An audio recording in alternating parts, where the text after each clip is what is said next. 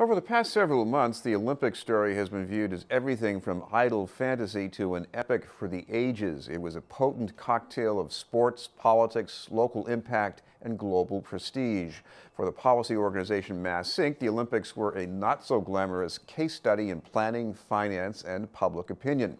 We'd like to welcome as our guest from MassINC, the executive editor, Michael Jonas. Thank you very much for being with us, Michael. Good to be here, Chris. I want to start with your latest take on this, and basically, how do we end up this way?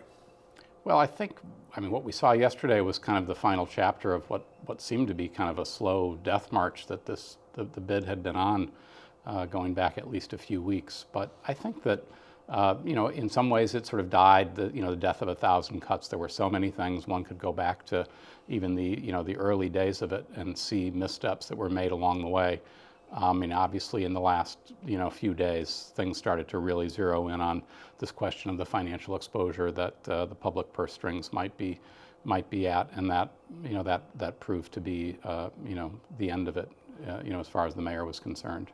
I know the mayor and the governor were both saying we need more time to gather more information about this, but one thing I had always doubted is that they were going to have all they really wanted to know before they had to make a decision. Right. I think that's true, and I think that in some ways the governor kept saying he's waiting for this independent consultants report, the Brattle Group, a Cambridge consulting firm. That report's due sometime next month. I think as a colleague of mine, Bruce Moll, wrote today on our site at CommonWealth magazine, it's very likely that report's going to be equivocal. I mean, it's going to show the potential shortcomings of going ahead with this and the pluses for it. So in the end, it's going to be left to leaders to kind of make the call. And the governor seemed to sort of want to kind of kick that can down the field a bit longer and put off committing himself. I think all along he seemed ambivalent about the bid. He didn't want to sort of kill it in the cradle, but he was reluctant to jump on board early before he saw kind of where things were heading. He now kind of, in a sense, gets a pass on this. It makes me also wonder that should both the public officials and the group that was organizing the bid have done more early on to make sure they had public opinion with them. I mean, it looks as if they really, very much underestimated the challenge there. Yeah, I think that's true, and I think, to some degree, in their defense, they were a little boxed in, as people said from the outset, by the approach that the USOC and even the International Olympic Committee have traditionally taken to these bids, which is a pretty top-down, closed-door, secretive approach that is not, as we're seeing more and more, is not really well suited to the transparency of democratic societies, and they're seeing that now in the bid for the upcoming Winter Olympics, where I think China and Kazakhstan are the only bidders left, and it's just the IOC's historic approach is really starting to collide, I think, with what people in democratic societies want to see in terms of an open process that plays out. And so the local Boston 2024 folks, in some ways were also, I guess you could say, a victim of that. I mean, they certainly went along with it, but they found themselves in this very uncomfortable position of repeatedly having to defend holding back information, saying certain parts of the bid were proprietary information. We would release it, but the USOC has asked us not to because it could sort of promote a bidding war that they don't want to see. So they were a little bit hemmed in, but in the end, they were the local face of the Olympics here, and I think they came in for a lot of criticism for that sort of secretive posture that they took in a number of crucial moments in this. What I also see is they had this long period of incubation in corporate culture, and suddenly on January 9th, or whenever the date was this year, it had to go public and be very political in culture. Right, and I think you're right that sort of pivot wasn't one they were prepared for. And I think the thing that people are going to sort of try to look at is they in a way, they recognize that. They loaded up with a lot of folks with a lot of background in the state's political world.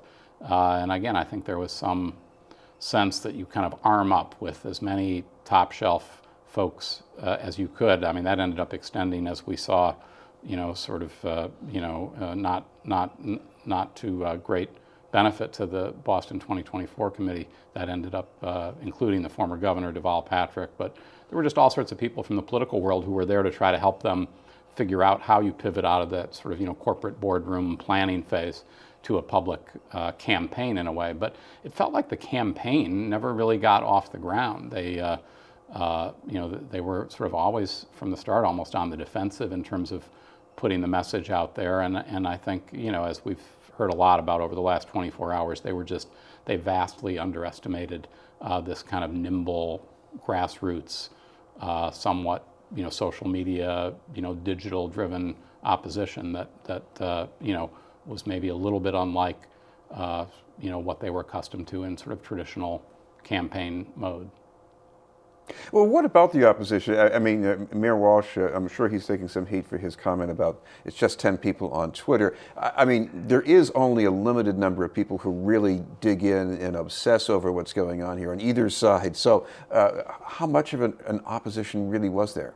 Well, I mean, I think there were a couple of groups that had core members of, not huge numbers of people that were pretty effective at helping to drive some of this. Some of these groups also played a role in more than just sort of the public discourse. There was sort of an interesting kind of blurring of the lines of journalism and advocacy. Some of these groups ended up working in concert with some media outlets to sort of pursue public records requests that unearthed some information that again had this effect of driving the narrative and at several points putting the Boston 2024 folks back on their heels on the defensive. So I think that the core group wasn't that big. But the other point I think that hasn't really been appreciated is that polling and the most extensive polling on this was done by our affiliate, the MassINC polling group, Steve Kozzella and his team, and that showed really from January on pretty weak support for this thing, in the greater Boston area and statewide. And so that's really gauging the sentiments of the public at large. So it's really not fair to sort of isolate the opposition and say that it was kind of the loud squawking of a really small group of opponents. They were the ones being vocal, they were the ones on social media, but they were reflecting something that was being pretty widely felt among the population. Talk about the polling, because unless I have it wrong, it seemed that the most dramatic shift in opinion happened either right during or right after that whole barrage of snowstorms back in February and the end of January. Right, and I think that the folks at MassINC polling group have said as much, that the bid was done in, as I said early on, at the beginning, by sort of the death of 1,000 cuts, but a big wallop that this took really was their, the misfortune that they had to have this thing get launched, just a couple of weeks before before this, historic, snowfalls hit the region, and more significantly, really paralyzed the public transit system, and that the polling showed that really hurt the support for the effort. And I think the polling showed people who relied on the T, their skepticism or opposition was higher than the people who didn't rely on public transportation. So it certainly played a role in it. And you're right, we went from support hovering, getting close to 50% to sort of dropping really, really sharply. It was went down to even the high 30s, I think, at the kind of the low water mark. What about the public investment here? Even assuming that there would somehow be no problems with cost overruns, at the beginning there was going to be some kind of public investment, and even in the new plant presented at the end of June, it was all about the legacy. We're going to have all this housing and transportation improvements. It looks as if there really was going to be some kind of a public price to pay, even if it was managed wonderfully. Right. I mean, the housing and that development was presumably going to be private development. I mean, there was the transit infrastructure and that was needed, the improvements. And I think again there, the Boston 2024 was sort of caught between a rock and a hard place. They wanted to as you say, sort of suggest this was sort of a legacy opportunity to really get right, everything that's wrong with the T. Yet they were careful and worried about overstating what this was going to cost. So they kept saying, they were looking to rely on things that were already in the pipeline, transit improvements at the T. So, both of those things can't really be true. They did end up in the end say, I think in their bid there was some specific talk about improvements that would be needed at a couple of red line stations. But that again only sort of drew questions from people saying, if we want to get the T up to snuff, are those the places where we would necessarily be looking to make major improvements? Or are we again in the situation where the tail's kind of wagging the dog, the tail being the Olympic bid, and the storyline that proponents would like to have take hold is one that that the Olympics is kind of dovetailing with kind of the vision that we already have set out, or a vision that's being crafted. But I think even there they ran into some problems, around their discussion of what it would mean for transit improvement. Well, is part of the coverage, or maybe the dramatization here, people are debating what this says about the character of Boston, especially. On the one hand, there's a camp that says, look, this is a colossal failure of nerve, and on the other hand, there's your take. Right, and I think it's easy to sort of see this in a black or white way as one or the other, and I think that what's important for to sort of in response to folks who say we never take on things big, we're parochial, we're reflexively opposed to things, is to point out that that's not in fact always the case. I kept thinking about the Big Dig because that project got raised a lot, and I think it did play a big role, and it was very prominent in the back of people's minds in thinking about the potential for huge multi-year, multi-billion-dollar projects to, run off the rails, and for there to be, cost overruns of some, enormous magnitude. And so I think that hurt the bid, but I think it's also important to recognize that we did in some ways consent to support, go along with a massive project that disrupted, the central part of Boston for, well over a decade. And folks were okay with that. And I think, though, that they really understood the benefits, or what, the likely improvements that they would see at the other end of that project.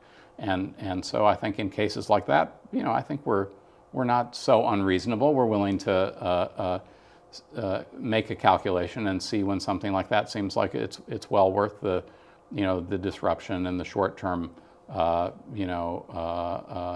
inconvenience for something else down the road. I think in this case, people came to a different conclusion, and so I don't think you necessarily should be drawing some big, vast blanket conclusion about the character of Boston or Massachusetts based on this. I think it's more complicated and more nuanced, really. Oh, well, even with the Olympics phenomenon behind us now, what about the leaders who are still here, the movers, shakers, and whatnot? Who do you see, advancing from this, and who do you see maybe set back by it? I'm not sure that really. I don't know that anyone's going to pay a huge price for this. I think that in the political sphere, I think, as I said before, the governor, I think, just sort of stayed on the sidelines, and I think I felt from the start that he was anxious to see this thing go away, and the sooner the better. He has a whole set of priorities that he wants to work on, and really wasn't eager to be distracted by it. I think the mayor, probably comes out of this okay. I think that there was the potential for him to really get, mucked up by this, which I think is why you saw some really fast pedaling over the last couple of days, which I think in some ways it got framed as the mayor, pounding his fist and standing up for the people of the city, and certainly that's how he and his team would like to have it seen. I think there was, they were kind of in a fast bit of damage control and worried about the perception that he was maybe too willing to go along with this big boondoggle in the minds of opponents. But I think he comes out of it okay. I mean, I think there's been some talk that the activists that were behind the opposition have suddenly, a lot of, wind in their sails to kind of charge ahead and do other things. I heard even Chris Dempsey, the most prominent leader of the opponents, asked last night in an interview, what's next for, no Boston Olympics. He said, I expect we're going to disband. I mean, as their name implied, they had a singular mission here, and that mission is now over. I think folks who are involved in that will go off and be involved in different ways, but, I don't know that anyone, kind of emerges out of that, immediately and plays some prominent role going forward. We'll have to see. All right. Thank you very much for being with us. From MassINC, Michael Jonas. We'll have more news in just a moment.